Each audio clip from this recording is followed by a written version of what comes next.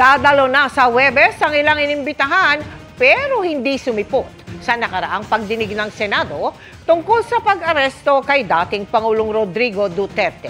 Maging si Vice President Sara Duterte, sinabing payag dumalo kung imbitahan din. Nakatutok si Mav Gonzalez.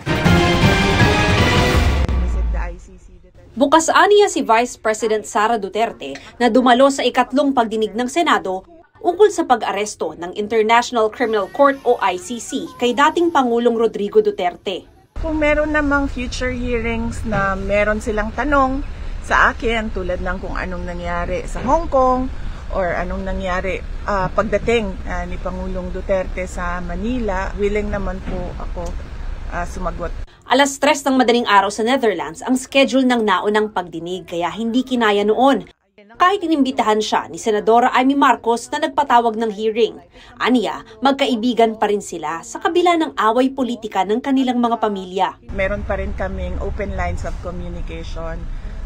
Dalawa lang yun, ma'am. It's either nagpa-plastikan kami or it's really beyond friendship. I would like to believe that it's beyond politics already. Matapos hindi dumalo ng mga taga-ehekutibo sa nakaraang pagdinig ng Senado na magitan na raw si Senate President Chis Escudero para masigurong magiging maayos ang magiging diskusyon sa susunod na pagdinig sa Huwebes. Sa April 10, i-move yung hearing sa April 10 kung saan dadalo ang mga opisyal na inimbitahan ni Senator Amy. Hindi ko lang alam kung sino-sino specifically, pero ang ni-request na specifically hindi pwede mawala ay si General Torre na yon kinomit. Base rin sa rekomendasyon ng Senate Legal Department, hindi nakakailanganing isabpina ang mga taga-ehekutibo. Kung gusto talagang ilaban ng Senado ay maghain kami ng kaso sa Korte Suprema.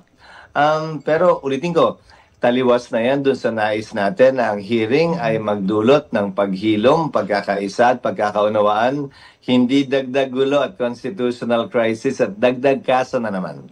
Pero SP, pwede pa rin sila mag-invoke ng executive privilege pag pumunta sila, depende sa tanong. Yes, depende sa tanong. Sabi naman ni Senadora Marcos, mabuti at nagdalawang isip ang administrasyon ukol sa pagdalo sa Senado. Pero sana raw, hudyat ito ng pagnanais na ibunyag ang katotohanan.